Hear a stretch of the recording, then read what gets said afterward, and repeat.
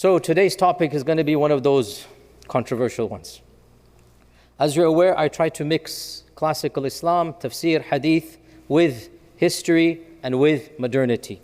And I have to give an introduction before I talk about this topic, because what the issue or the scenario is that some of our youngsters came to me. A country, no need to mention the name of the country, has recently instituted a policy of very strict women's code in public, banning women speaking in public, curtailing the education of women, and they are doing this in the name of Islam. And our youngsters, our youth, our sisters especially, they're wondering, what do we do? Should we criticize in public?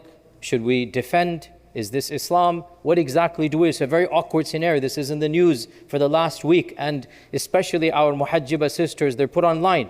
They're put on the Inquisition. People ask them, are you supporting of this policy? Or is this something, a part of your Islamic tradition, that even the face is covered and you cannot even speak and whatnot? So this is an awkward reality that we have to explain and discuss. Now, the fact of the matter is, these are very difficult topics. It's not easy.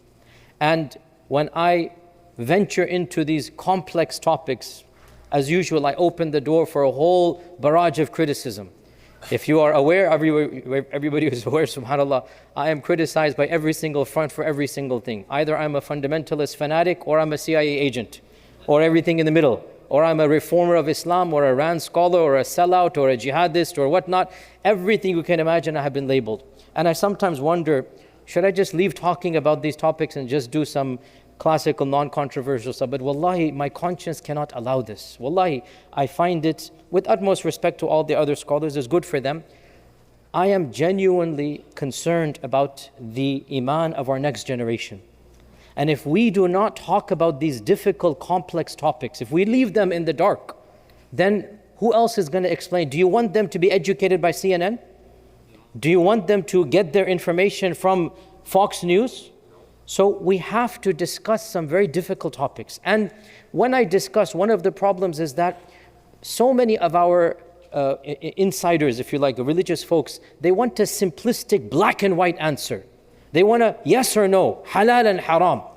And when you don't give it to them, and when you try to be nuanced, and if you listen to my talks, you know me, I always try to give context. You know, this is a multifaceted, difficult topic. It's not a simple yes or no. When you try to do this, and therefore the simple-minded, I call them one-dimensional fundamentalists, you don't give them what they want, immediately, oh, this means you're destroying Islam, you're reforming Islam, you're a kafir, you're zindiq, you're dal. No, a'udhu billah, a'udhu billah, a'udhu billah. We want to defend Islam. But sometimes these are complex issues that are involving multiple arenas. And so there's no easy answer.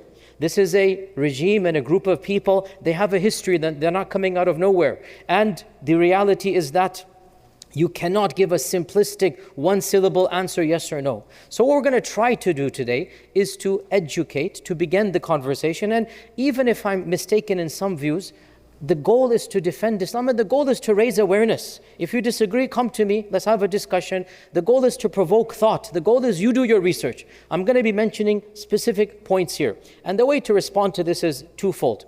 There is a defensive way. I'm going to go over a few points, defensive, and then there's an offensive way. Okay? So bear with me. We're going to go defense mode, 2 or 3 points. Then we're going to switch over to offensive mode, 2 or 3 points. Then we'll conclude. Okay? As for the defensive way, these critics, they come and they say, oh, how come your Islamic religion has all of these codes about morality and whatnot? And the response is, they are comparing apples and oranges. Why? Because Islamic law and the Islamic society and the Sharia aims for more than what Western law aims for. Western law is not concerned with private morality. Western law is not interested in akhlaq, in tahdhib, in kamal of the nafs. Western law has had to force itself to withdraw from morality. Western law is up to you what you want to do. Islamic law is not like that. And so you cannot compare liberalism and democracy. You cannot compare secularism with the Sharia. It's apples and oranges, completely different paradigm. And therefore, there's no point in trying to equate, oh, this or that. No, because Islamic law and the Sharia and a Muslim society aims to preach a type of morality to better your soul, to protect akhlaq, to protect, one's iman, one's ruhaniyat. Whereas Western law, Western society has no such intention. And this goes back to their history, in which they were not able to live with religion and the state together. If you know your European history, they could not live under the church. The church became so tyrannical, the church became so backward that they had to get rid of the church completely in public life. And they said, khalas, we don't want anything to do with the church in public life. They had a very bad experience, call it PTSD with religion. We as Muslims never had that PTSD. Frankly, we look at the past with glorious lens. We have a sense of nostalgia, romantic nostalgia, that in the good old days, we had the pinnacle of technology, the pinnacle of ulama, the pinnacle of science, everything was combined. We never had the types of church inquisitions. Galileo wasn't burnt at our stake, it was burnt at their stake. So, Western society had to divorce itself from morality, or else they could not live together. And our Eastern society, we flourished under Islamic law. And it was only under colonization that we had to come under these nation states and strip away from the Sharia and have these difficult contradictions. So, fact of the matter is, when a Westerner complains about Islamic law, you have to sit back and educate them. It's apples and oranges. Islamic law has a very different goal than Western law. Also, still in the defensive mode, is that given the reality of the world we live in, question arises that what exactly does Islam say about personal akhlaq and personal morality and personal dress code? And fact of the matter, in an ideal Islamic land, if we lived in a utopia, if everybody, mashallah, was a good Muslim who wanted to abide by the Sharia, there is no question that in an Islamic land, we would want a land in which there's no nudity, there's no fahisha, there's no pornography, there's no drugs, there's no alcohol, there is decency. Now, what level of strictness and what are the penalties? This, even within Islamic law, you have a bit of variation, right? And so some interpretations of Islam say that the face does not have to be covered, it's not obligatory. And some interpretations say that the face should be covered as well. So this is within mainstream Islamic law. And me personally, even though I don't view the niqab as being obligatory, but still I respect all opinions that are mainstream. And we have to say that within the mainstream views, there are views that say that the face veil is something that should be protected and covered. With regards to the voice of a woman, factually speaking, the four madhabs as a default say the voice is not an awrah. It's a very, very minority opinion that says a woman's voice should be awrah as well. Generally speaking, the default, and this is the classical Hanafi position as well, some modern Hanafis have a different view, but the classical Hanafi school and the Shafi'is and the Malikis and the Hanbalis, all of the madhahib, the default position, a woman's voice is not an awrah. Nobody has to put any restrictions if she speaks in a dignified manner. And by the way, this is the Quran and Sunnah, because Allah says in the Quran, فَلَا تَخْضَعْنَ بِالْقَوْلِ, that when you speak, do not speak in a flirtatious manner, which means you can speak. Do not speak in a flirtatious manner. And throughout the seerah, I cannot even count how many instances a woman comes and complains or challenges or asks a question, and never once is she told, hey, woman, your voice is awrah. Never once in the entire seerah. And we have, again, the examples are too numerous, and that is the men and women talking to each other in the marketplace, in the masjid, people recognizing, people questioning, the women questioning the Prophet ﷺ. Too many examples. So then what is the evidence of those that say women's voice is awrah? They don't quote Quran and Sunnah as much as they quote a principle, and that principle is shutting the door of temptation. i.e., we don't want to open this door. It's better, to be cautious, right? To be extra over cautious, we should go down this route. So that's what the principle they use. And obviously, this is a Pandora's box, because how cautious do you want to go in this regard? But that is the reality that they use that. And I say, in an ideal world, there should be some, no doubt, soft power, which we want morality, we want covering of the men and women, we want interaction to be in a dignified manner. Now, what level one goes, it depends on which interpretation of Islamic law. That having been said, however, we also have to point out that we are not in an ideal world. And those countries, and I'm trying to be very soft here, there's only 2 or 3 countries in the world that have mandated covering the hair. Oh, actually, I think only 2 now. There's only 2 or 3 countries that have mandated covering of their Muslim countries. And what we see, and this is an awkward reality, so please listen to me, because this is where my critics, they kind of love to just put in their 2 cents here. What we see, those countries that have been overly harsh or overly conservative, there is a backlash. And the reality is that this strictness actually causes many people to leave spirituality and leave loving Allah and His Messenger. And we see in one country that had a very strict law, but recently they shifted it, subhanAllah, from hardcore covering to now nightclubs and dancing overnight. Where did all of that strictness go? It was completely superficial, we can tell like this. Another country has this mandate, and since they have been mandating it, the levels of ridda and leaving Islam has gone from 1% to 30%. Like there's such an animosity to this rule that it has actually now become something that people, astaghfirullah, hate Islam for. Whereas those countries that haven't mandated it, but have allowed preachers to preach, have softly encouraged it, we have found hijab increasing by tenfold. In the 80s, hardly any Middle Eastern, and my own country, my parents' country as well, it wasn't common amongst the elite. We know this, I know this, you all know this. Now you go there, mashallah, tabarakallah, you see religiosity, prayer and hijab everywhere. Which one has been more successful? Harsh power or soft power? So I say, and I'm sorry to be blunt here, but especially our young men who are very overzealous, and if they don't get their fatwa immediately, you become the murtad or the zindiq or whatnot. My dear brothers, with utmost love and respect, harshness only works in some situations and scenarios. And the general rule is softness will accomplish more. And this also applies to Islamic laws as well. If society is not ready, and you come and you be ultra strict, you might end up causing more damage and harm. Wallahi, we're on the same wavelength. Don't misquote me. I'm not saying that, Islamic law doesn't mandate modesty. Of course it mandates modesty. But I'm just being factual with you. You're getting angry at me. I'm pushing back at you. The majority of Muslim lands do not mandate this level in public as the law of the land. The majority Muslim lands have allowed the preachers to preach and soft power, and you want them to do that. But you don't put in the government and whip people if they don't, because there's going to be a backlash. So again, this is the tension between ideal and between what? Reality. This is the tension. And when I quote reality, I am not endorsing it. I wish we lived in a utopia. I wish we lived where everybody's iman was, mashallah, 100%. And if their iman is strong, then yes, you can bring a system that is to their level. But when people are not at that level, what did our mother Aisha radiallahu anha say?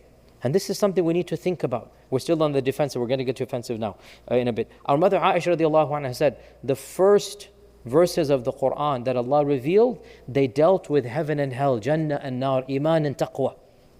And Iman then grew in the heart. Once Iman became strong, then Allah revealed, don't drink. And Allah revealed, don't gamble. And Allah revealed, don't do zina. Our mother Aisha herself said, if the first commandment that Allah revealed would be don't drink and don't gamble, the Sahaba themselves would have said, we can't do this. And unfortunately, many of our youth, they want to jump to 100 when the people are at level 5. It doesn't work that way. You have to slowly build them up. Now, how do you do it and whatnot will vary from time to place to culture. But I am saying the Sharia asks us that if a policy is going to result in worse backlash, then use your wisdom and go step by step. Gradualism is a part of the Sharia. There's nothing wrong with this. It's not kufr to say this, that listen, the ideal is there. You are way down here. For you to come and start at point 100 when the people are at point number 5 or something, it doesn't work that way. Also, you have to be fair. Islamic law, what has it primarily come to do? Is the veil number 1 on the list? How about prevention of crime? How about safety? How about elimination of poverty? How about justice? Isn't this more important in the Quran than one of these other aspects? So let's begin with the big issues and work our way down. Listen to me carefully. The goal, yes, is the full program. But you don't start from the bottom by ignoring the top, because it's going to result in a backlash. So organically, slowly but surely, this is how it should go. And eventually when the people are ready, we give them, inshallah ta'ala, a higher level. So this is on the defensive. And for the record, me personally, I do not view women's voice as an awrah, and women's education, we're going to have a Shaykh here who has written 30 volumes about female scholars of Islam. He has a book, Muhaddithat, 30 volumes about the female scholars of Islam. We've always had female scholarship. We've always had Muhaddithat and Muqri'at, and the scholarship has been a part of the tradition. So I personally do not agree with this, but they have their views, and even if we disagree, khair, it is what they have done. Now this is the defensive. Now let's go on the offensive against the critics. We need to understand that while it is true that Western lands are largely secular, they don't get involved in private morality, still you cannot have a law that is completely immune to morality. Even the West has morality laws. They must, because by system, by government, you must talk about private issues. Simple example, the West is still discussing issues of abortion, issues of LGBT. They're discussing it because it does affect public and private.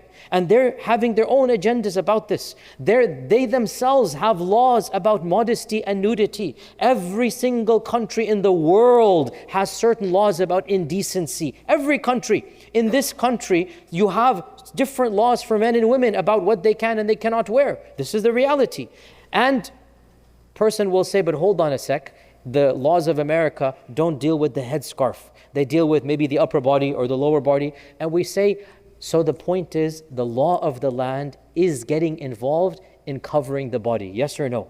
Yes. The law of the land, philosophically speaking, let's not ask the percentage of the body. Is not this government also dictating that a man and a woman cannot walk around publicly without anything on? Yes. There's indecency laws in the federal level, and there's indecency laws at the state level. There's indecency laws. You will go to jail. You will get fined. In every Western country, even those, astaghfirullah for saying this, but some countries you're not going to be fined for being absolutely no clothes, but certain acts, conjugal relations, cannot be done in public. Why? Because it's indecent. So every single country has indecency laws. So then the issue then becomes, who gets to decide what is indecent and what isn't? Who gets to decide what percentage of the body should be covered? Our country, this country, America, its indecency laws keep on going down and down and down and down.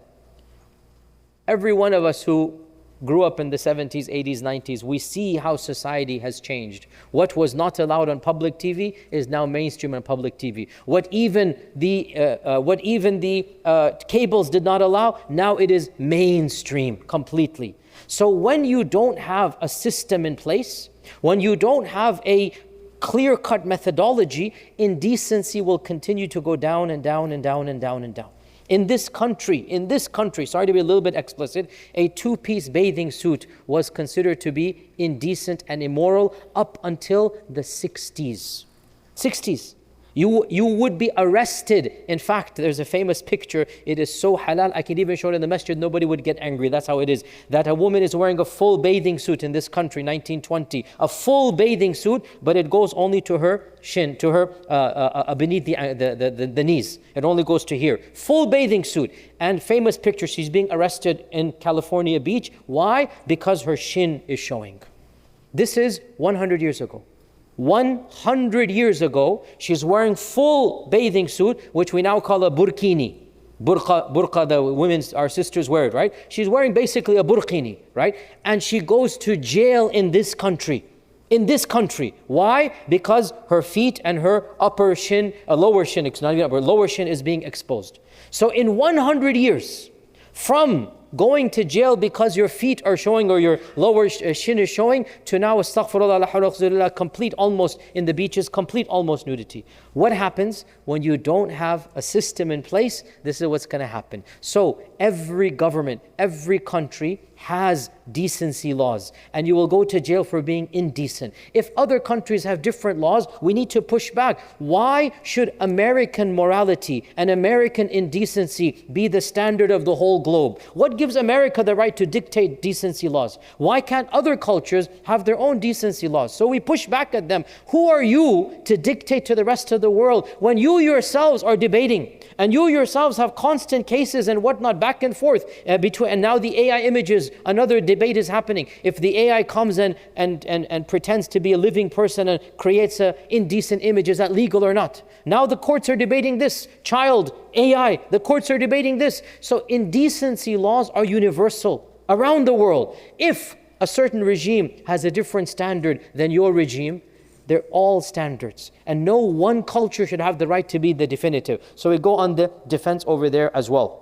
Another defense that we can do, or offensive. Another offensive we can do is that you seem to be overly concerned only when Muslim women are involved. You never get involved when the Western laws seem to criminalize against Muslim dress code. You only want their quote-unquote freedoms in Muslim lands. Why are you not complaining about Belgium and about France and about other countries that have banned the hijab or the niqab? Where's the freedom of women over there?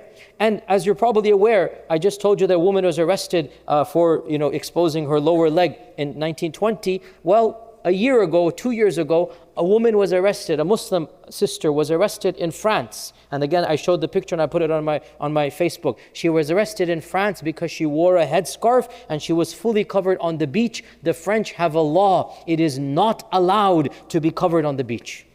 This is their law. And she got fined, I think, 500 euros. Why? Because she's wearing a headscarf and she's wearing a full, modest clothing, sitting on the beach with her kids. And the police came and wrote her a fine. You're not allowed to be covered on the beach. How come these same institutions, CNN and Fox News, don't get irritated at France? Where's the freedom of the women in France all of a sudden? Selective outrage. Only when Muslim women are covered, they just cannot stand it. And they want to get rid of the covering. Okay, how about in Western laws, when Muslim women choose to be covered? How about then? So we can be on the offensive over here as well in this regard, that there's a selective outrage. Also, another offensive in reality that we have to point out is that this regime that you're so irritated about, it's not coming out of thin air. You used to control this very land. And in your time frame, this land was completely subjugated to internal civil war, to mobs, to hysteria. People were not safe on the streets. Women would get raped always under your watch. Under your watch, it was not safe for men and women to live. This regime has come. Whether you like it or not, they have brought a semblance of civil law and order. Women can actually walk safely on the street without being intimidated. Now, which would you rather have? A society where a woman can wear whatever she wants while, astaghfirullah, the possibility of being raped, which happened under your watch? Or a society where she might have to be a little bit extra, but there is civil law and order? You see, again, it's so easy for the critics to point out the negatives, but how about the positives? This society and this regime, whatever you want to say, it has brought stability. And it has brought a sense of order that this country has not had for over 40 years. And then I go to my final point here, and this is really the harshest point here. Who exactly are you to tell us that you care about women, especially in that region, when you directly have been involved in massacring and killing over 1 million people by your own invasions in that country? Wallahi, the hypocrisy of America, and I say this as somebody born and raised here, the hypocrisy of our government and our media to point fingers at a local group that is from their own tradition and background for having women cover and saying we want the freedom of women. The very fingers you are wagging, they are dripping with the blood of 1 million widows. 1 million children have died because of our invasion. And even now as we speak, you talk about caring for women, 50,000 children have died in Gaza because of your lands. So many women are without children, without husbands, massacred because of our bombs. We have to push back and say, who do you think you are to make us pretend that you care about women and children? It is obvious that you have no concern for actual sanctity of life. Rather, O Muslims, understand Understand, I don't like using the conspiracy card. I'm not going to say conspiracy, but I will say it's a vicious game that is being played. A vicious game. What is that game? The game is we need to pretend to the world we are morally better. We are superior to those people. We need to pretend that we are better. And of the ways we will pretend is we will pretend to care about women's rights and women's education. Wallahi, we care about women's rights and education. But you guys cannot claim you care about women's rights when you have bombed that very region back into medieval times, when you have invaded under false pretenses, when you have physically raped, a'udhu billah, your own troops, when you have had your own, background bases over there, your own torture chambers over there, when you have literally kidnapped women. We have Sister Afia sitting literally a few miles away, kidnapped in of the very land over there, literally the very land. So please spare us your hypocrisy that you care about women's rights, because wallahi, your actions speak louder than words. You do not care about women's rights. You do not care about education. You do not care about freedom. You have an agenda. And as a part of that agenda, you must portray that civilization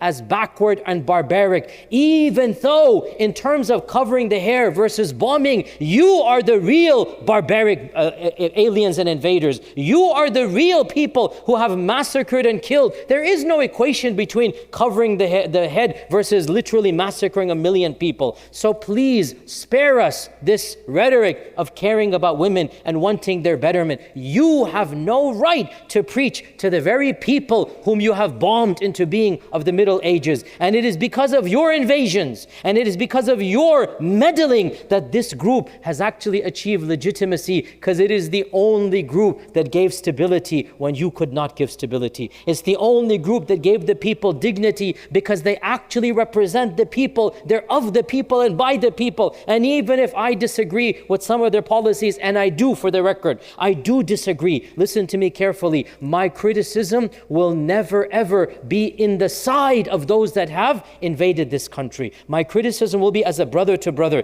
Internally, we keep our baggage and our dirty laundry inside. I will not be used as a tool in a vicious game. I will not be used in a pawn from the very people who want to use me as an inside native informant, as a tool in a vicious game to legitimize invading, to legitimize their notion of them being superior. No, wallahi, they are not superior. And even if I disagree with some policies of this regime, and I do, I will try to advise them privately, or I will criticize them internally, or I will never ever join sides with the others and go on public TV and lambaste them without pointing out, who the heck do you think you are to get involved in all of this? So, O Muslims, the situation is more complex. It's not a simplistic yes or no here. Even if we disagree, and I do disagree, be careful. Be very careful that you do not become an unwitting pawn in a vicious game that is trying to legitimize the dehumanization of our religion. That's really the goal here. That's really what is happening here. They choose one of them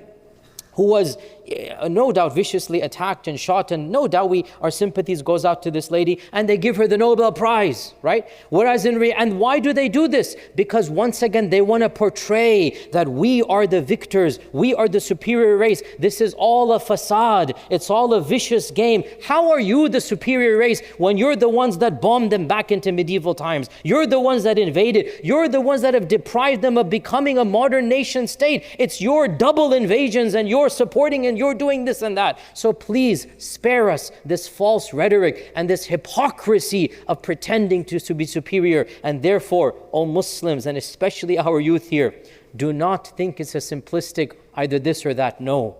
The world is much more complex. And when they criticize, they're not criticizing except with an agenda. And when they point fingers, those fingers are not pure fingers that they're pointing. So even if you disagree, then disagree from a different paradigm, not from their paradigm. And if they come and point something at our brothers and sisters, before you join them and say, yes, I agree like that, make sure you put a mirror to the very people that are pointing fingers. Make sure you show them, hold on a sec, who exactly are you? And there's a hypocrisy and there's selective outrage and this and that. So do not fall prey to this false narrative and understand the world is a complex place. It's not a simplistic place. In the end of the day, we make dua for our brothers and sisters in that region, for the people in charge in that region to take the advice and the mashwara of the global scholarly community to prioritize what Islam wants them to prioritize. I am not in a position to, dictate minute details. Maybe some aspects are beyond my knowledge, so I'm not going to be too harsh and critical. But for the record, I say that I think that they need to also take into account the PR and the positives, and even from an Islamic perspective, really, why follow the strictest opinion? Why? When the Sharia has multiple opinions, in my humble opinion, if I were to advise them, I would say, be wise in this regard and prioritize other things for the time being and have a soft morality. But to go to the very strictest, perhaps this might result in a backlash that is not good, but that is between me and them personally. When CNN comes and Fox News comes, I will not jump on their side and point fingers at my brothers and sisters. No, I will defend their right to do so, and I will say to CNN and Fox, who are you to criticize when you have far more bigger crimes that you have to answer for? You have no right to get involved and meddle in local affairs. Would you like it if they started pointing fingers at you and they started saying things about your industry? And again, so much can be said here. The filth of this land. Imagine if the power was reversed. Imagine if that country had superpowers, if that country had the media, if that country was invading this country, and constantly in the media they're talking about, I'm sorry to be blunt here, the pornography of America, the OnlyFans of America, the filth of this country. They're constantly saying, look at these innocent ladies, how they're being misused and abused. 19-year-old girls, and they're being abused by these filthy men, and they constantly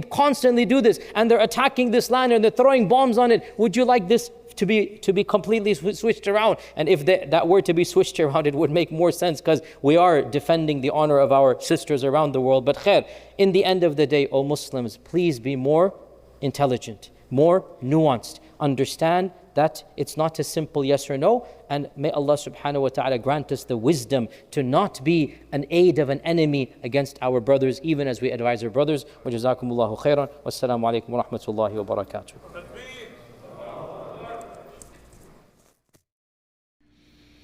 إن المسلمين والمسلمات والمؤمنين والمؤمنات والقانتين والقانتات والصادقين والصادقات والصابرين والصابرات والخاشعين والخاشعات والمتصدقين والمتصدقات والصائمين والصائمات والحافظين فروجهم والحافظات والذاكرين الله كثيرا والذاكرات أعد الله لهم مغفرة وأجرا عظيما.